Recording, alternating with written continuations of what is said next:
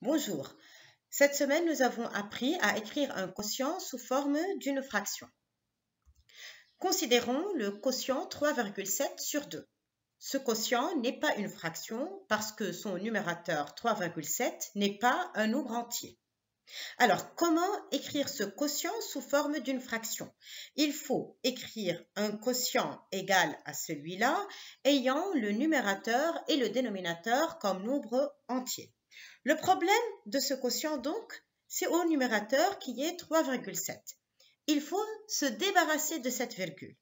Comment se débarrasser de la virgule? Comment transformer 3,7 en 37?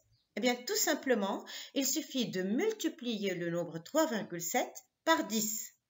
Ainsi, en multipliant par 10, on va pousser la virgule d'un chiffre vers la droite et le nombre 3,7 devient 37. Et comme on multiplie le numérateur par 10, et afin d'obtenir une fraction égale, il faut multiplier le dénominateur aussi par 10. Ainsi, 3,7 sur 2 devient 3,7 fois 10 sur 2 fois 10, ce qui nous donne 37 vingtièmes. Considérons le quotient 42 sur 1,47. Cette fois, c'est le dénominateur qui n'est pas un nombre entier et nous devons, de la même façon, nous débarrasser de la virgule. Nous avons deux chiffres après la virgule dans 1,47. Il va donc falloir multiplier 1,47, non pas par 10, mais par 100. Parce que dans 100, il y a deux zéros, ce qui signifie que nous allons pousser la virgule de deux chiffres vers la droite. Et puisqu'on multiplie le dénominateur par 100, on va multiplier aussi le numérateur par 100.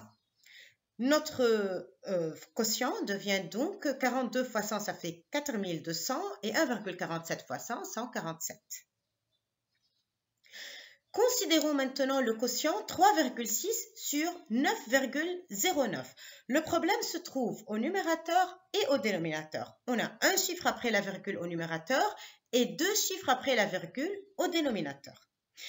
Si on multiplie par 10 seulement, ça va permettre d'enlever la virgule dans le nombre 3,6, ça va devenir 36. Mais ça va uniquement pousser la virgule d'un chiffre vers la droite au dénominateur, ça devient donc 90,9. La virgule demeure au dénominateur, il va donc falloir multiplier une deuxième fois par 10 pour se débarrasser de la virgule au dénominateur. En multipliant à deux reprises par 10, on peut faire cela en une seule étape et multiplier par 100. Ainsi, la règle, donc, on regarde le nombre qui a le plus de chiffres après la virgule, ici 9,09, et on multiplie par 100. Notre quotient devient donc 360 sur 909. Considérons de nouveau des quotients que nous voulons écrire sous forme de fraction. Par exemple, 0,5 sur 7. Nous pouvons, comme nous l'avons vu tout à l'heure, multiplier 0,5 et 7 tous les deux par 10. Mais aussi, nous pouvons nous rappeler que 0,5 signifie 1 demi et que 2 fois 0,5 nous donne 1. Et donc, il suffit de multiplier 0,5 par 2 pour obtenir un nombre entier. On multiplie 0,5 fois 2 et pareil, on fait au dénominateur, donc on multiplie 7 par 2. Notre quotient devient ainsi égal à 1 sur 14. Nous obtenons tout de suite d'ailleurs une fraction qui est simplifiée. Considérons maintenant le quotient 13 sur 3,5.